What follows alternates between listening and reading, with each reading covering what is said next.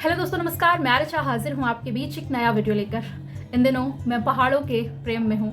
पहाड़ वैसे भी मेरे बहुत प्रिय रहे हैं, लेकिन इन दिनों चूँकि मैं उत्तराखंड से यात्रा करके आई हूँ, सो पहाड़ों की खुमारी अभी तक जहन पर हावी है। पिछले वीडियो में मैंने आपसे बीटल्स इंग्लिश रॉक बैंड का ऋषिकेश प्रवास और फिर उसके यहाँ बस जाने संबंधी किस्सा आपसे साझा किया था। इस वीडियो में मैं बात करूंगी अमेरिकन कवि एलन जिन्सबर्ग की भारत यात्रा और उनका भारत के प्रवास से जुड़ा किस्सा। यूं तो एलन जिन्सबर्ग अमेरिकन पोएट्री के 1950s के दशक के एक बहुत ही आधारभूत स्तंभ के तौर पर जाने जाते हैं और विशेष तौर पर जो बीटनिक पोएट्री है, बीट पोएट्स हैं, उनकी जनरेशन का एक पिलर माना जाता है उनको, क्योंकि उनकी ही लिखी कविता द हाउल को बीट जनरेशन के जो कवि हैं उसके लिए एक प्रस्थान बिंदु के तौर पर उसे देखा जाता है। तो हुआ ये, मैं थोड़ा सा परिचय आप लोगों को बीट जनरेशन के जो पोएट थे उनके बारे में और बीटनिक पोएट्री के बारे में भी देना चाहूँगी। हुआ यूँ कि द्वितीय विश्व युद्ध के बाद जिस तरीके से अस्तित्ववादी चिंतकों का प्रभाव और ज़्यादा साहित्य में देखने को मिला और लोगों की सोच में जिस तरीके का परिवर्तन आया, जिस तरीके से निराशा और जगह जगह पर विरोध के स्वर दर्ज कराए जा रहे थे, उसका प्रभुत्व हमें पोएट्री में और साहित्य में देखने को मिला।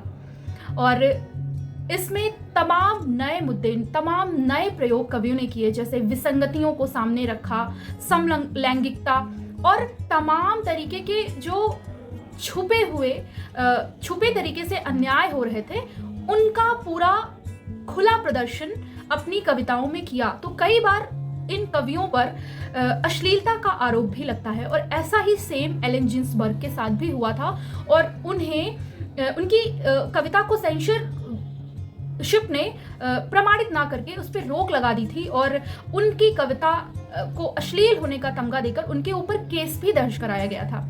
उसी दौरान जिन्सबर्ग आते हैं भारत और यहाँ बनारस, पटना, कोलकाता और अल्मोड़ा जैसे शहरों में वे प्रवास पर रहते हैं कुछ दिन।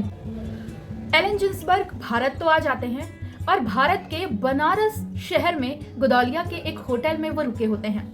वहां पर कवि त्रिलोचन धूमिल को अपने साथ लेकर एलन जिन्सबर्ग से मिलने जाते हैं। धूमिल तो अपने फक्कड़ मिजाज आदमी, वो ठेठ भोजपुरी में ही जिन्सबर्ग से बात करते हैं। संक्षेप में सारी बातों का सार त्रिलोचन जिन्सबर्ग को समझाते हैं और जब इन प्रवास को पूरा करने के बाद वापस से जिन्सबर्ग अमेरिका जाते हैं तो वहां जाकर वो बुद्धिज्म को अपना लेते हैं और वे साफ तौर पर इस चीज को स्वीकार करते हैं कि उनकी बाद की रचनाओं में भारतीय दर्शन का, भारत की कल्चर का, भारत के रहन सहन और यहाँ के परिवेश का एक व्यापक असर उनकी कविताओं में देखा जा सकता है। ये बात तब की है जब बीटल्स रॉक बैंड भी भारत नहीं आया था।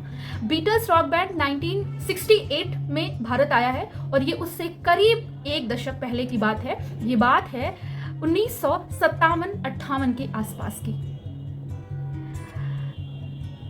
भारत किस तरीके से पाश्चात्य कवियों, लेखकों और साहित्यकारों के लिए एक उर्वर भूमि की तरह रहा है, उसे आप जिन्सबर्ग के इस पूरे प्रवास के किस्से से समझ सकते हैं।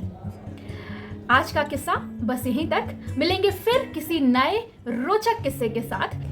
अगर आपको हमारे वीडियोस पसंद आते हैं तो आप हमारे वीडियोस को लाइक और चैनल को सब्सक्राइब जरूर करें। इससे हमें और नए रोचक वीडियोस बनाने के लिए प्रोत्साहन मिलता है। मिलेंगे फिर किसी रोज एक नए रोचक किस्से के साथ। तब तक के लिए नमस्कार।